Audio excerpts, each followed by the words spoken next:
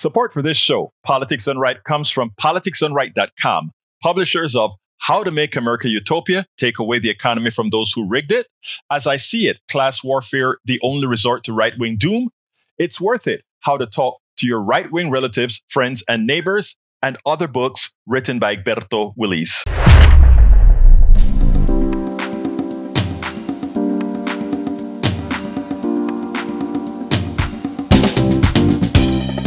Welcome to Politics Done Right. I am your host, Egberto Willies. This is a progressive program that will take the mystery out of politics. This is the program that will encourage you to make sure government becomes we the people. Whether you are liberal, progressive, conservative, or otherwise, you get to air your point of view. We are an independent media outlet that, unlike mainstream media beholden to corporations, we only owe allegiance to you. Remember, you can also send me a tweet at EGBERTO. Welcome to Politics Done Right. I'm Egberto Willies, your host. Good morning, Houston. Good morning, Harris County. Good morning to the great state of Texas. Good morning to Northeast Texas, Southeast Texas, Northwest Louisiana, Southwest Louisiana, and to every nook and cranny receiving the signals from our 100,000 watt transmitter, getting into those magical nooks and crannies to reach your radio, that magical box that picks that thing out of the air. And of course, good morning to the entire world who listens to us through the magic of the internet, formerly known as the ARPANET. ARPANET created by you, we the people, your tax dollars, your intellect, your collective knowledge that's been granted throughout the ages, not by the singular billionaire who continues to do what? Monopolize on your work, on your worth, on your intellect, and then asks you, why are you asking for so much? Go out there and work for it. Oops, we did. It is you who didn't quite work for what you've got. Folks, we got a lot to talk about, but before we get busy, let's take it to the studio with the geniuses, los genios amigos favoritos, the geniuses and my favorites. Hey, guys. Jack, get out of that cranny. I did. I tell you what, those crannies are really hard to get out of sometimes, especially for a shut up. You just like, oh my God, I got to get out of this cranny. Good morning, Egberto. Everything is doing well here. The tin cans and string are holding up, even through the thunderstorms, and I'm going to knock on wood on that. I had some thunderstorms move through, and we stayed on the air. Miracle of miracles. Speaking of those miracle magic boxes that pick up radio, I still use them. I still have plenty of them. I have probably at least 10 radios. I love them. I've always loved radio. Never could make a living at it.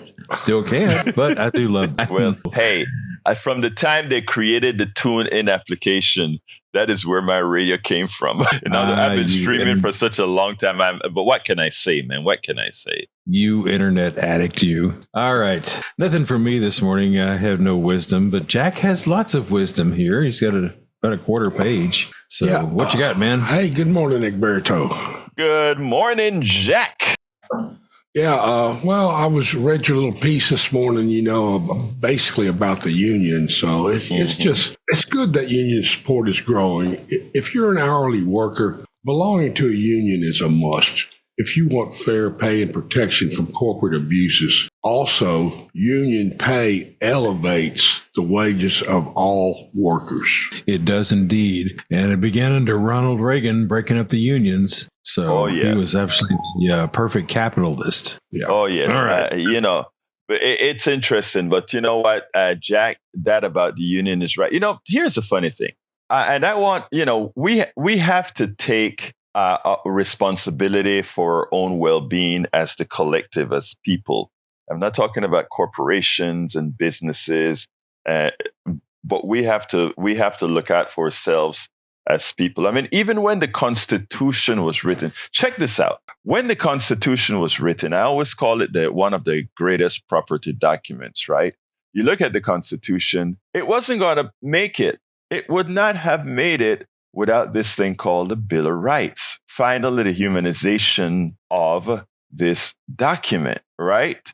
yeah, it had, it finally started to give people what's called inalienable rights. In other words, there are some rights that we have that are not up for debate, right? In other words, the majority cannot take the right away from you. We have your free speech cannot be taken away. Your citizenship cannot be taken away. Well, that's not a part of the Bill of Rights. That's the 13th, 14th. I mean, but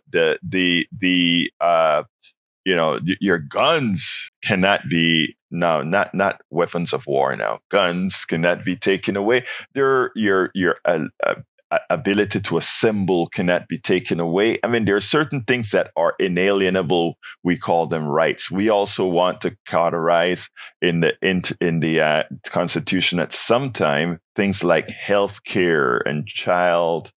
So there's a lot more that needs to be in the Bill of Rights, if you will, the environment, those kinds of things, right? Because that prevents when you're in a river and you have a company that just dump whatever it wants into that river, it takes away a right. And if the majority of people, because they think they need a job, allows that to happen, that is like saying allowing your not well-being to be taken care of. So unions and that sort of stuff is important. And I think it should be an extension of the Constitution. You have to ask yourself the question, why is it that corporations and the like, they hate unions?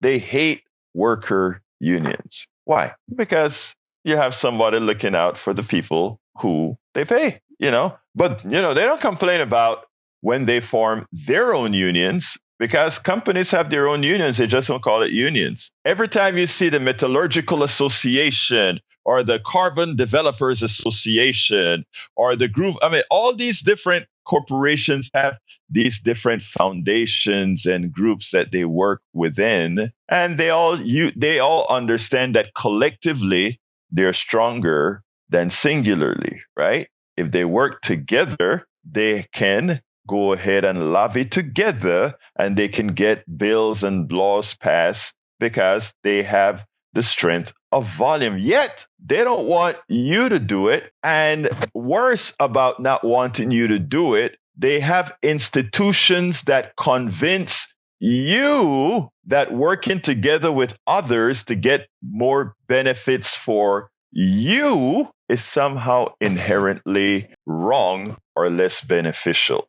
We have an industry here. It's a mental incapacitation industry that seems to that its intent is to lobotomize your mind, to make sure that you are unable to think correctly, to make sure that you're not able to think at all. You think about the things, and even our economic system is based on that. I want you to ask yourself this question. You go out there and you work with your hands. And you hear me say this all of the times. Go outside right now.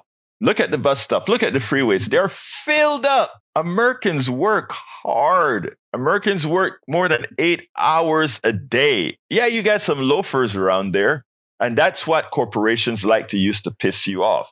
Hey, the boss is up there on top, sitting down as you work for him, right? And he's there saying, look at all those loafers out there. That's really your problem. You're working for your money. They're not. What he means is you're working for the crumbs I'm willing to give you. They're not even ready. Actually, the loafers sometimes make the working guy look smart, because, the loafers are equivalent to the corporatists, right? What does a corporatist do? They find a way to maximize their money with the least amount of work, right? That is what Trump says is smart. I pay the least. I'm smart because I don't pay taxes. I'm smart because I know how to make a lot of money without doing a lot of work, right? That's what they say. You listen to you listen to the kind of stuff business people push you. My money works for me. Listen to all those concepts, and it sounds smart, right? My money works for me. I make my money work for me. Right? That means you don't work, right? Your money works for you. And what does it mean when your money's working for you? It means that somebody else is doing the job. You are implicitly enslaving somebody because you're not doing it. They're doing the job. So we have all these concepts that that simply always tell the worker that you are less than. Because, I mean, if I live in my penthouse and I let my money work for me, I'm putting my capital at risk. Well, hell, I'm putting my hands, my fingers, my toes, my brain at work. And you're putting your money at work. You're putting an abstraction at work for you while I do the work. And I am the smart one because I am doing the work. You're not. Guess what the welfare king and queen are doing? They're no different than the guy up top, because the guy up top says, I am going to figure out a way that I can make you work for me. That lowly guy, that's one that is able to work, but choose not to work because he can live off of welfare or something. He's making the same choice as the capitalist. He's saying, I can maximize my income by doing X, Y, and Z, until we have a truly, truly honest society where you're paid commensurate with the work that you do. The guys on the top are parasites, and the guys way down below who can work but choose not to are parasites. And notice I make that distinction because there are people who simply, for incapacitation reasons, for mental reasons, and for many other reasons, can't work. And as a humane society, we want to make sure all folks have equal access to life, equal access to a livable life, if you will. So, I mean, I hope you get what I'm trying to say here. We need to start revering the people that deserve to be revered. And who do I revere? Who do I revere? I revere my garbage men. I revere the janitors in that school. I revere the teachers. I revere the engineers. I revere the lawyers. I revere the doctors.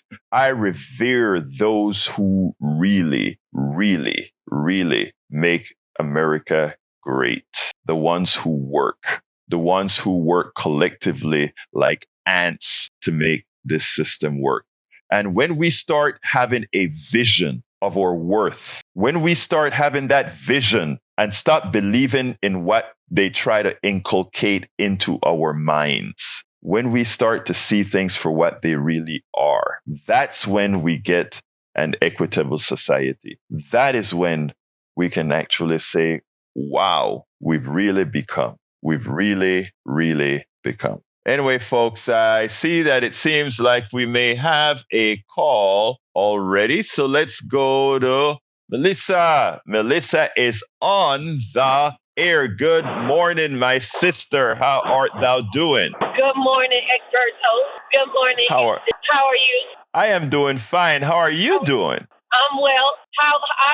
Hold up, time out, pause. Let me put something in it. Who you calling a parasite? People way at the bottom. What you doing?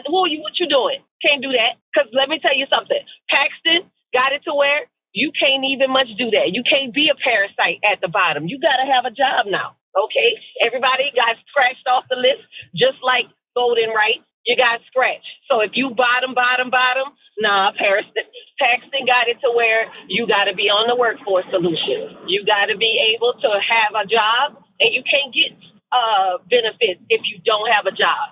So I want you to check yourself. Parasites ain't at the bottom. They working hard too.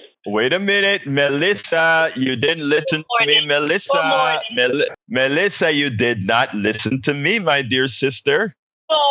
No, you saying parasites at the bottom. If you trying to do whatever, sucking from the system. Ain't nobody sucking from the system at the bottom. They all got right, Melissa. Okay, here's what I said. I wanted to make sure and qualify it, because that's why I said I don't think you really listened to me. Either you didn't listen to me or I wasn't sufficiently clear. And I'm going to put it on me.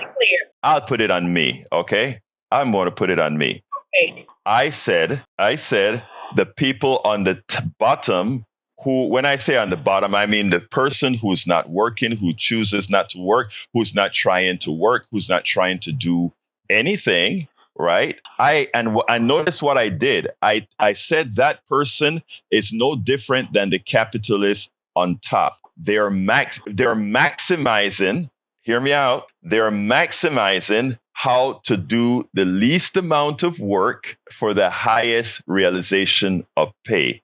And I'm not talking about those people that are struggling, that are trying to work. I'm saying there are people, it's not a lot. It's not a lot either at the bottom or the top. There are people who make the calculated effort and say, well, if I do this, I'll make that.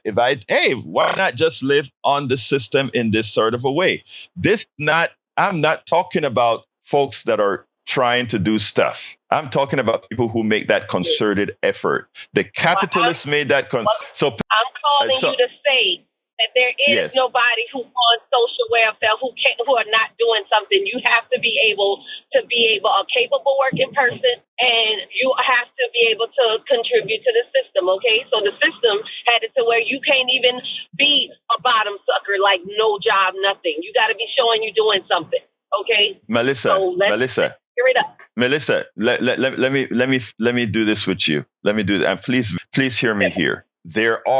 We have fraudulent institutions that gets around what needs to be. Again, we're not talking about the good folk out there trying to work, good folks trying to do stuff.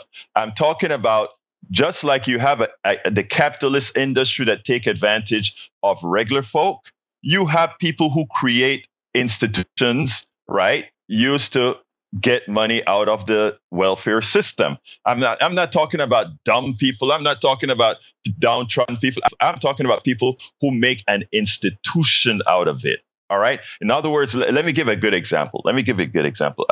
An actual example. There are people who create businesses that gives cover to people who need to show that, well, I'm trying to work, I can't get this, et cetera, to build on the system. Just there are some doctors, corrupt doctors out there who do things necessary to make sure people can, let's say, stay on disability and that sort of a thing. I want to be, in everything that I talk about, I want to be very honest on it. But what I also make sure to say is that the vast majority of people, no matter where they stand, are just trying to make an honest living. That doesn't mean you don't have the shysters that are trying to take advantage. When I talk about the top, I'm talking about the capitalists on the top.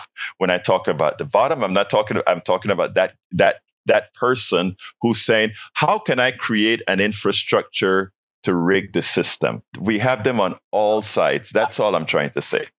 Okay. Well, you got to make it clear. The basement dwellers don't hear it. All they hear is, the social people trying to make a system out of it. No. And that's why I said, okay. Melissa, why did I say I want to correct? If I want to make sure that what I'm saying is understood, because you will never hear me slight folks that are out there. I am the person I'm the person of the collective. You know that. Okay. All right. All right. Anything else? All right. Let's go ahead and go to Bill. Come on in, Bill. Hi, how are you? I'm fine. Talk to me. All right. Was it you or I can't recall where I heard the source from.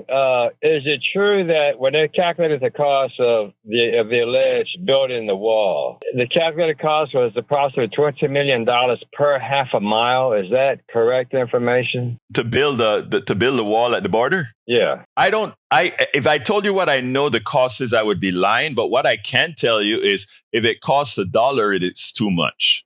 Because it is one of the silliest waste of money. It's the silliest waste of money. And because, again, number one, it doesn't work. Number two, you're building a border that is less than 10% of the ways to get into this country. It makes absolutely no sense. But that is what we are good at. We are good at convincing people of stupidity. And then somehow it become a big issue, and a mainstream media that has no concept comes out and make it, how we want to build a border to keep people. It doesn't work. And yesterday we had the best call from somebody who said, "How good is it working in Israel?" That's all we got to say. Continue, my brother. All right, one more quick follow-up. Regarding the raids that were on the volunteers of LULAC in San Antonio. Yes. Explain to me what is canvassing an area for the voters for a political party? Is that something that's legal? That's always been done? Is that, I mean, how can we... Canvassing is something that's always done. We all go out there and map our region. We all go out there and talk to people to try to convince them to vote for our candidate. That's what's called campaigning. Okay. Campaigning isn't voter fraud. It isn't voter manipulation. It is none of that. It's just campaigning. Every time you go ahead and say, vote for my person because they are going to do X, Y, and Z, you're trying to convince that person that your candidate is better for them. That's normal to do. What's happening with Paxton? The reason Paxton and MAGA Republicans in Texas are freaking out is that a sleeping dog is starting to wake up, and they're starting to see that they've been had. I mean, they've started to see that we sold our highways, we sold our electrical grid. These grifters in Austin, the Republicans that run Austin, have sold off the state. They've sold off the oil, our ground, so our groundwater is getting polluted. As I brought the guy running for oil commissioner, railroad commissioner points out. So we've sold out our state. These Republicans in Austin have sold out the state. They've polluted our groundwater. They've made our electrical system one of the worst in the country because we're not on the grid, the national grid. They've destroyed the water ambience that we've got. I mean, just a terrible stuff over the last 40 years. And they're scared now because people are waking up. So what they're doing is what we do in Romania or Soviet Union, where if we go raid the opposition. They even went and raided one of the candidates' telephone so that they'll have her entire telephone record. That is what we've become, Bill. Go ahead, Bill. Amazing. Okay, well, looks like the government's more dangerous than Trump is, I guess. Okay. Actually in Texas, our government is more dangerous than Trump because they're a state government. And what a lot of people don't understand is state governments wield a lot of local power. And if there's not a federal law that supersedes state law, the state can do as it pleases. Remember, we are a collective of states. We get that in civics. We're a collective of states. And any law not on the federal, a state can do whatever it wants to do if it's not on the federal books. So we have to learn that states are powerful and we have to control our own states. So people of Texas, it's time to, it's not revolt, it's time to wake up. Because you know what, guys? Our state is becoming it is leading the fascist drive. Anyway, Bill, anything else before I go to Jacob? Go right ahead, senor. Thank you so much. Have a good one. Thank you, brother. You have a great day. Let's go to Brother Jacob. Come on in, Brother Jacob. ¿Qué pasó, amigo? Muy bien. Habla conmigo, por favor. Talk to me, my brother. All right. Hey, I was telling Jack, man, you opened up a whole can of worms, man. You the sister called in, boy. And she should. No, hey, let me tell you something, Jacob. Yesterday on my 3:00 show, right? I said something to a particular person that was taken the completely wrong way. And she didn't come out or that person didn't come out and tell me. They told another person in the chat. What he said 3 days ago got to me, and I really wanted. And so right in the middle of the show, I got a call that says, hey, that person is really upset, but they didn't know if they wanted to contact you. And I said, well, you know, if I say something that upsets somebody, I don't want you to hold back. I want you to call out and hit me up right away. That's the way we learn together, right? And the idea, Jacob, is that is what we're supposed to do. And anybody who know Melissa know that if you say something that she didn't take right or whatever, she gonna call in and have your skin. Well, ain't nothing wrong with that. Shout out to Melissa. And listening to you, you got a vast variety of audience, man. You got a lot of people. Oh, yeah. You know, before I call, I have been listening to you. But at 3:00, where you at on 3? Because at 3:00 in the afternoon, I have an internet show as well. Politics Done Right, that TV. All right. Well, let me get to like the Bob you saying. that's what a lot of people fear, that if reparations, and let me give you I was listening to conservative radio or Republican radio yesterday, and I think his name was Lee Eldred or something. The dude used to always be on Fox. My brother, he said that Kamala proposed a study on reparations. I didn't know that. I go on ahead and give her that because I didn't know she wanted to do that. But he was trying to point that out, try to really, target her for doing that. You know what I'm saying? Right. Like, y'all know that she really wants upper reparations for these guys too. But she ain't saying it, which I know she can't say it on the campaign trail. She trying to win. So I'm gonna give her that. I'm gonna give it. All right. So what I was calling to say is, like, the ones on the bottom, what they do fear is that the reparations that if we give them all this money, they ain't gonna do nothing. And some feel that they just blow it anyway. Okay, that's cool. What about all that free labor for 400 years? So why can't let us laugh? Let us just do nothing. Because all the things, that's a heavy price. When your language get took from you, when your customs get took from you, when you can another man's name, when you've been tortured, all these different things.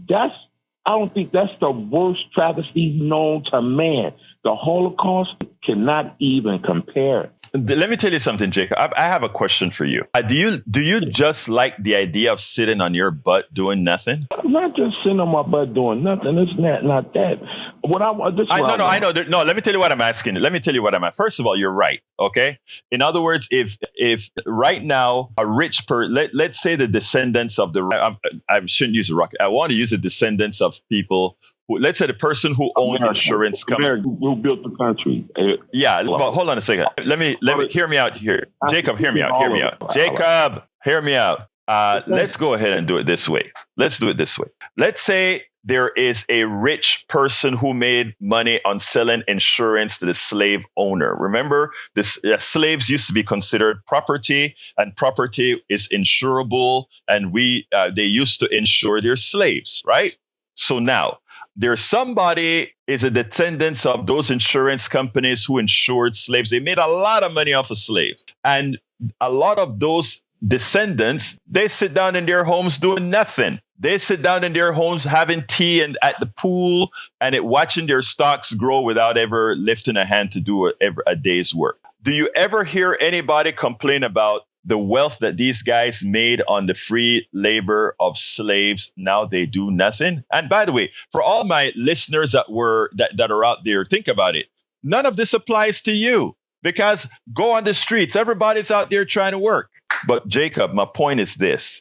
We have been conditioned to look at, let's say, black or brown or indigenous people who get paid back for something their ancestors did, as we can't do that because then they won't do nothing. But we don't look at the elites, the descendants of the elites who were the enslavers, right? We don't look at them with the same disdain. Look at how they're living off of free money and doing nothing for society, just throwing their monies around. It's a mindset, Jacob. It's the mindset. I know you got a lot of calls. Look, the last small little point. And I don't look at the world as black and white, because you got different so-called whites. Let's just say an Irishman. A lot of Irish, it's probably some that actually, was in slavery, once they got over here. Then you got it was indentured servitude. Yes, sir, you're right. And I'm talking about, and they probably owned or whatever, Polish or whatever. But it was England. It was England who started that. Now, and then you got the French. But all of them, and down through South America, I can't think of the other besides Spanish, Portuguese, the Portugals. In Brazil, yes. So I don't look at like all white people. I look at different nations because they all got different languages and did different things and conquered different parts of the world. So all right, so reparations is going to come because it's just do even if you didn't believe in God, period. And all this money that they fighting with these wars and what they doing to Israel, what they doing for Israel, because it's a shame, but it's the truth.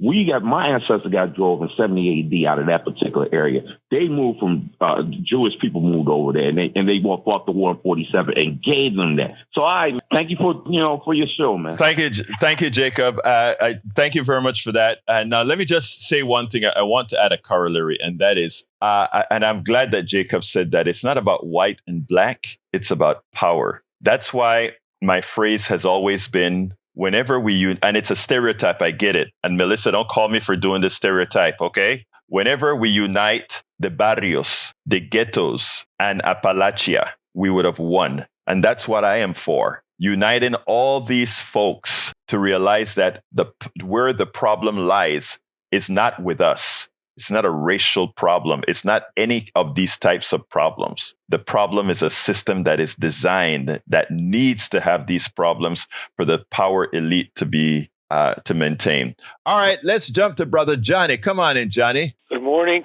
So I imagine that hedge fund bunny Hillary Clinton and her husband have way more in common than Mitt Romney and his wife have more in common with Mitt Romney and his wife, because they both are hedge fund people. Mitt Romney literally stole people's retirement money while also closing down factories here in the United States and moving them overseas where there's cheaper labor. Likewise, Bill and Hillary and the guys going down to Haiti with their, what was that nonprofit of theirs? And I remember. Yeah, I forget the name, but I know what you're talking about. Yeah, pretending to empower Haitians to be their own employers, when in fact they wound up making sneakers and T-shirts for sub-minimum wages. Those people have more in common with each other than either of them have with their respective supposed voting base. Likewise, when Donald Trump is at one of his rallies and he goes, "Vote for me," I don't. When supposedly he's joking when he says this, but he's really telling you what he feels. He's saying, "Vote for me. I don't care about you. Just vote for me." And then he goes, "By the way, get back to work." And he means that literally. For example, that Arkansas governor signed into law that state child labor, loosening restrictions against child labor. That's what that party, that people, that tribe are all about.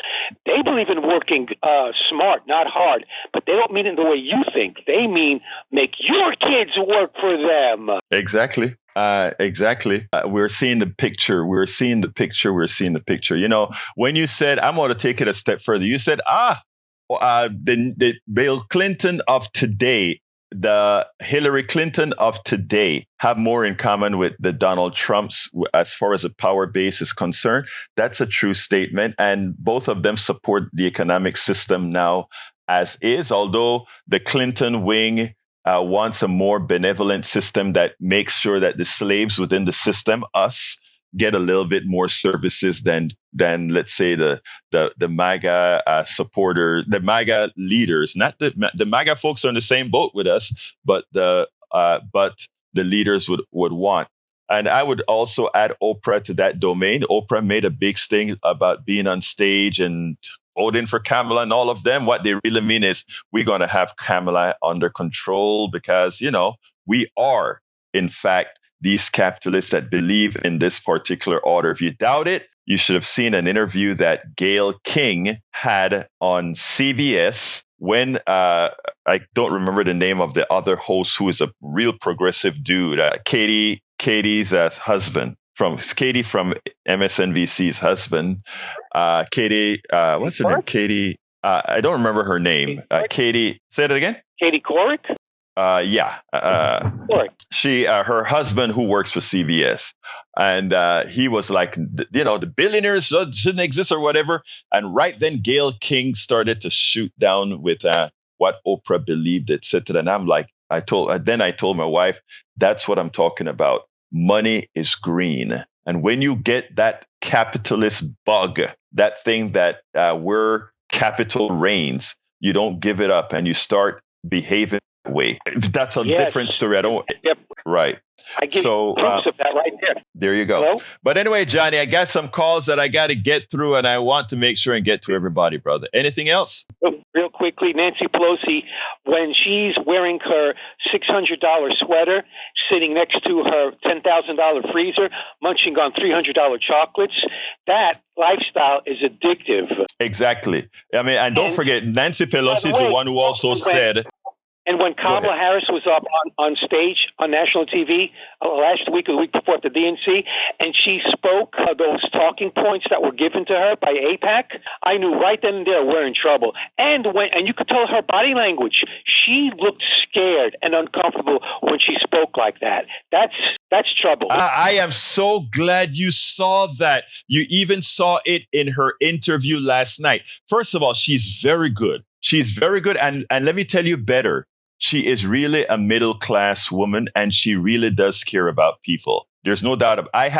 You look at the body language and you look at where she was comfortable and where she wasn't so comfortable.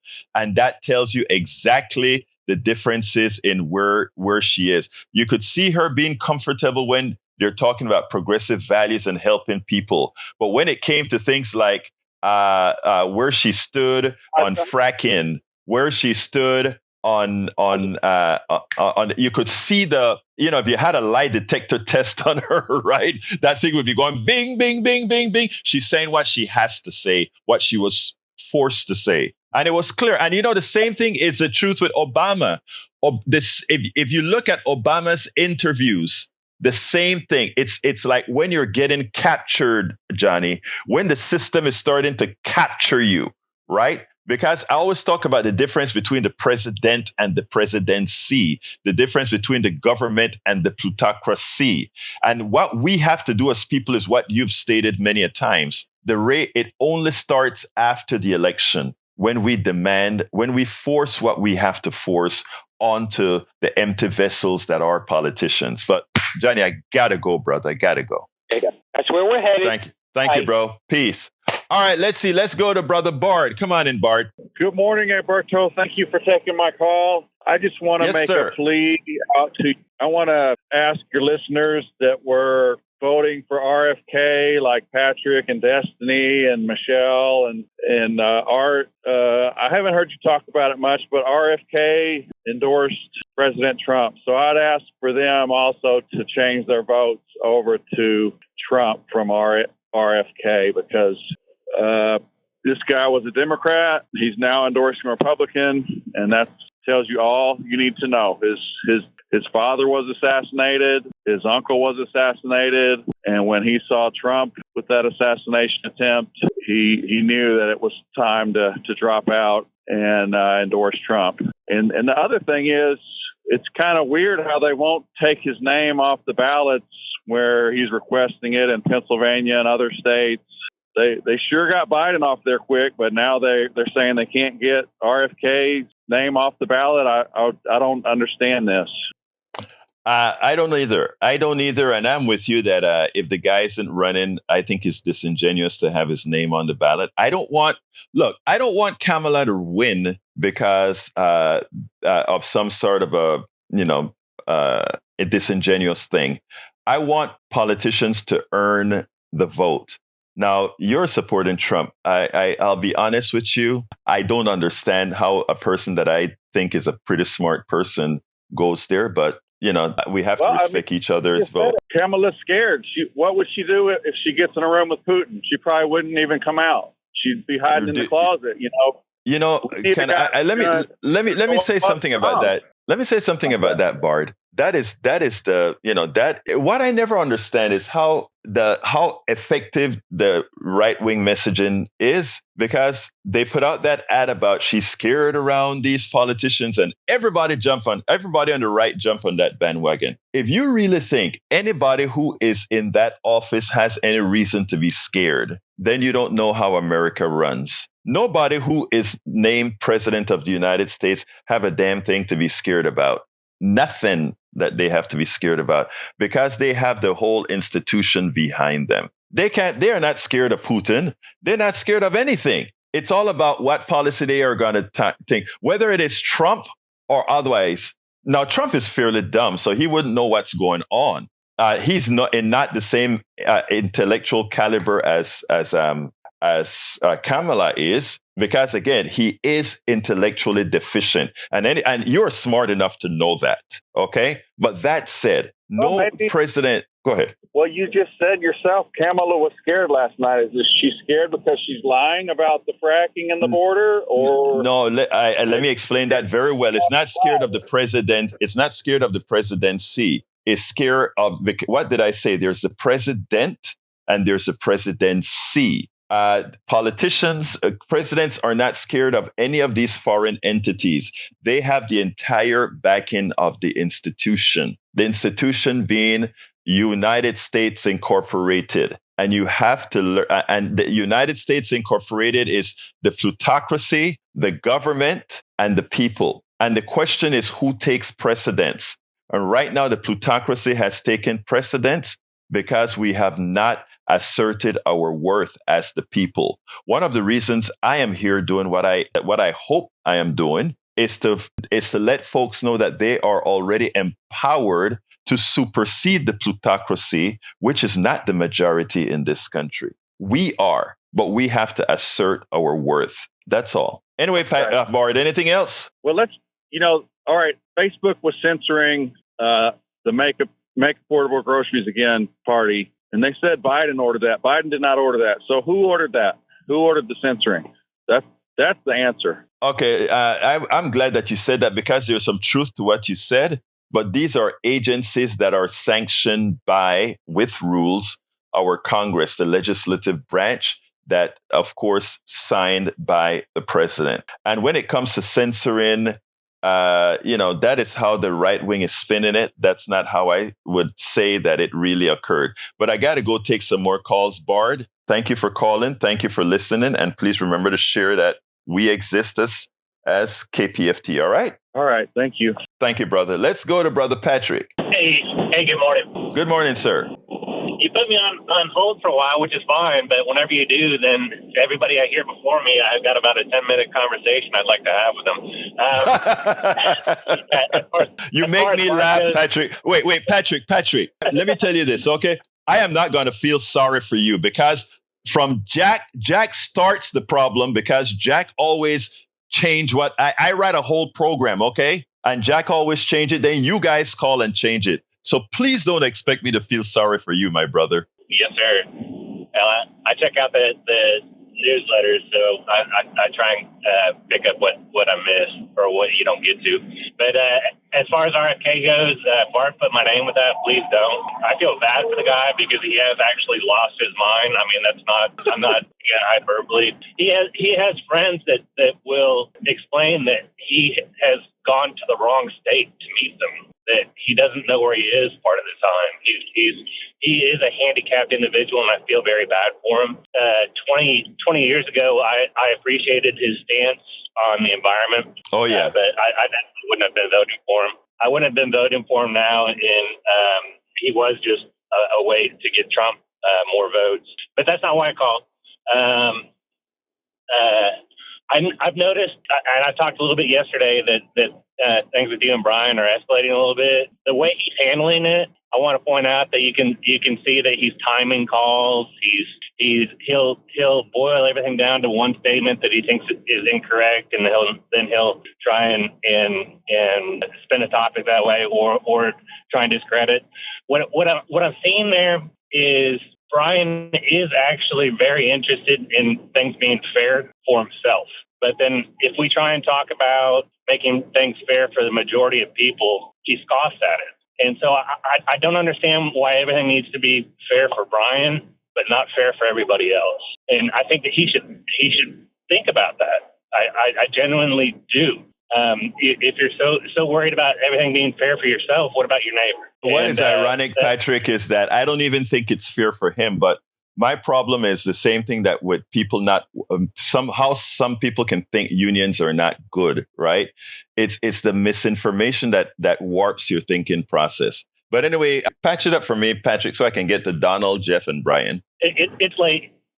I'll let you go. Have a good weekend. Thank you, brother. You have a great one, too. All right, let's go to Brother Donald. Come on in, Donald. How are you doing, sir? Good morning, Egberto. I love your show. I wanted your address the other day not to protest because I'm going to be eating breakfast, sitting right there with your wife and watching you get towed because I love the ghetto side of people. I love it because I grew up around it. And you got somebody sliding out their house shoes and kicking their flip-flops off, shaking their head, taking the earrings out because she about to throw down on you. Let me tell you something, okay? I take very well to real good, honest criticisms and that kind of stuff. Like, Melissa, what Melissa did when she called here today was simply to say, hey, Egberto, you just didn't explain that damn thing right. You better get it right. And then I think I did. She forced me to do the right thing, right? And that's right. That's called holding people accountable. Because exactly. You know what? People give you $1, but damn well, you ain't going to take $1. That's the whole point. Right. They'll give you the shirt off your back, but you're not going to take it. And that's where we're at. But you're doing something special with this show, and you keep rolling with it, brother. And I'll talk to you later. Thank you, brother. You have a great one. Let's go to Brother Jeff. Come on in, Jeff.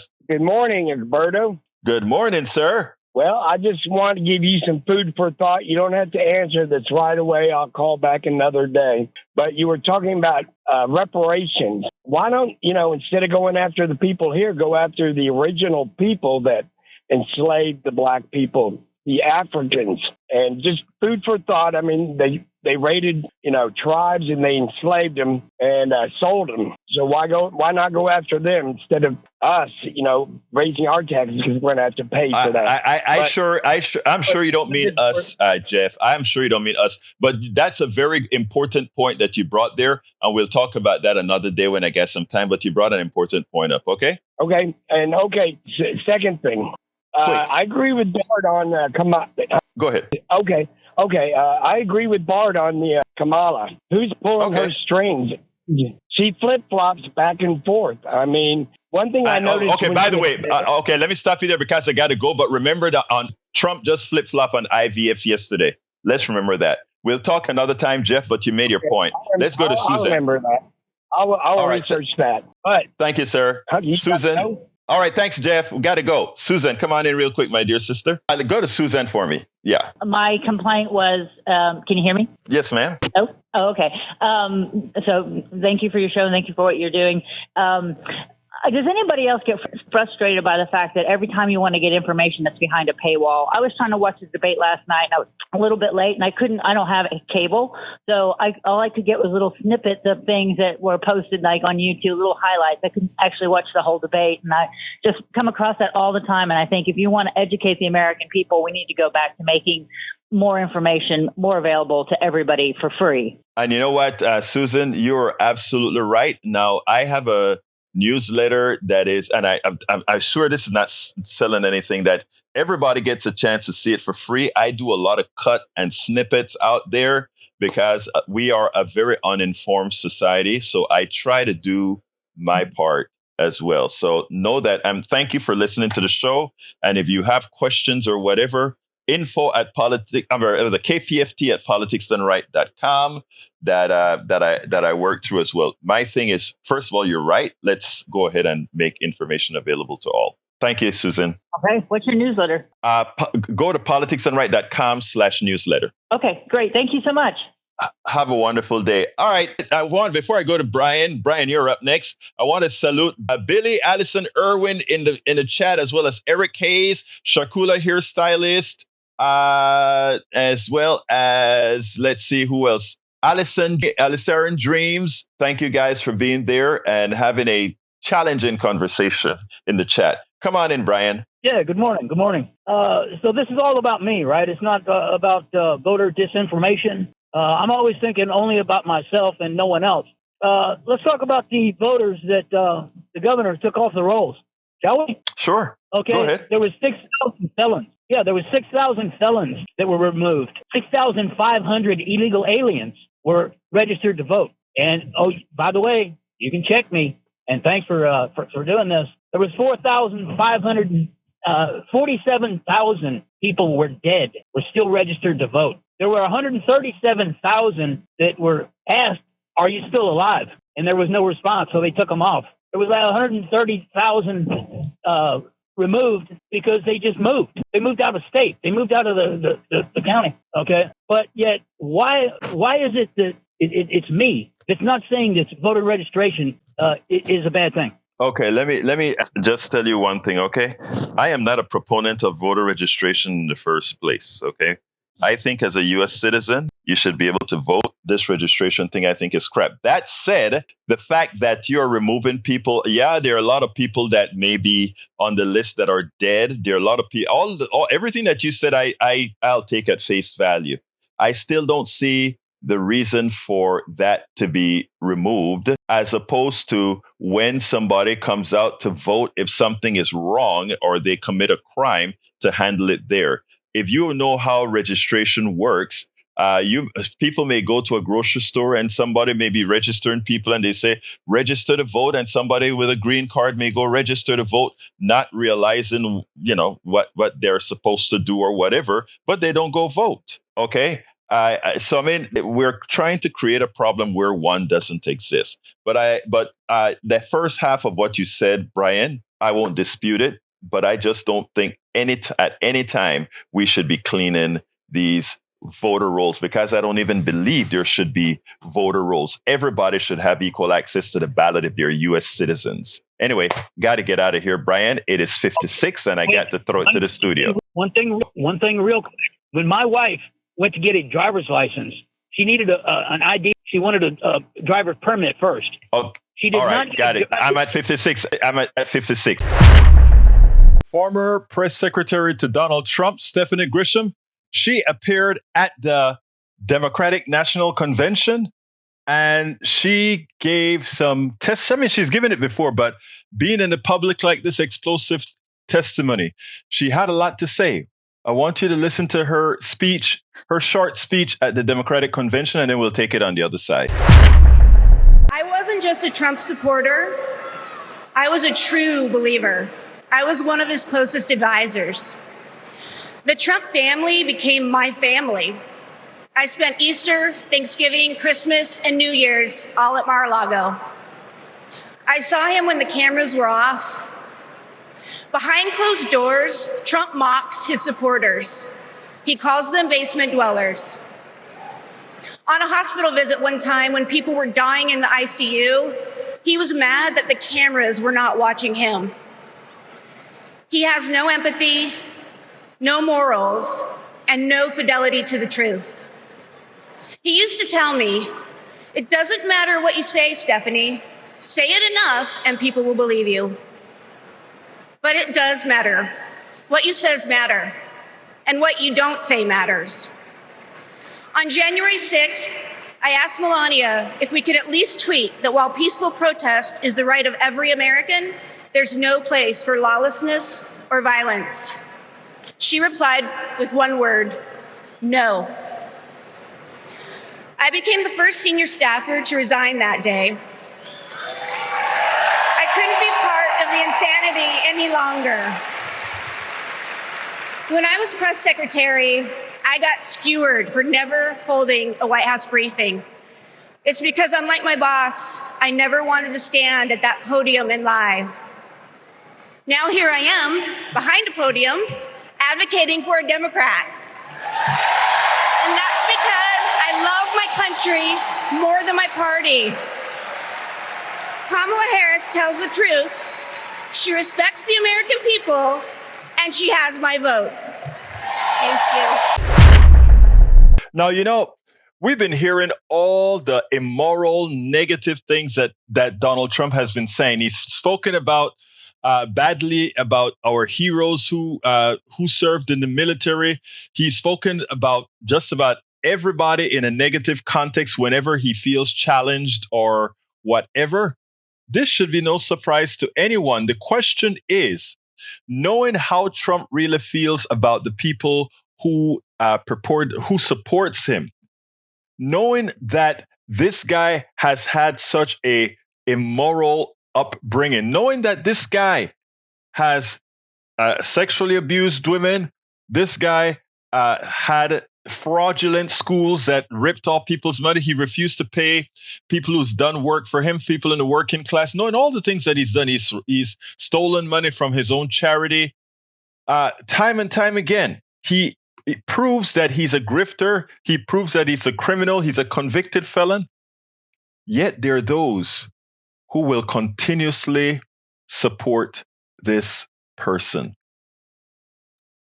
You know, the good thing about it is as we're seeing these polls change, we're not looking at the absolute numbers of the polls, but as we see them change, I think people are starting to wake up.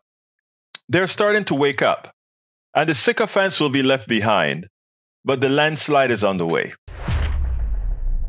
Studio, come on in, my brothers and sisters. Okay, well, as far as voting dead people, LBJ was accused of registering and voting tombstones in Duval County during his time in the Texas legislature. You may or may not know that. I didn't know that. So I didn't know that. Yeah, dead people, they vote. All right, Jack. The border wall is a pork barrel project, and Kamala moves to the center so she can get elected.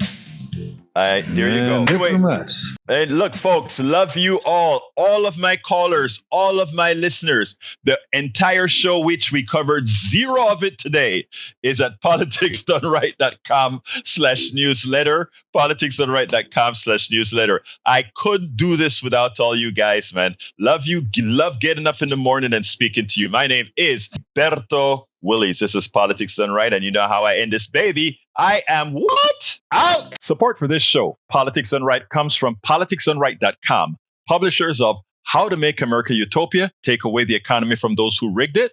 As I See It, Class Warfare, The Only Resort to Right-Wing Doom.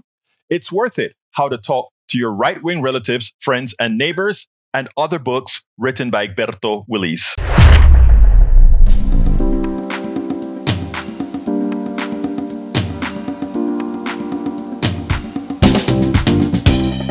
Welcome to Politics Done Right. I am your host, Egberto Willies. This is a progressive program that will take the mystery out of politics. This is the program that will encourage you to make sure government becomes we the people. Whether you are liberal, progressive, conservative, or otherwise, you get to air your point of view. We are an independent media outlet that, unlike mainstream media beholden to corporations, we only owe allegiance to you. Remember, you can also send me a tweet at EGBERTOWILLIES. That is at Egberto Willies. Let us engage. It is Politics Done Right.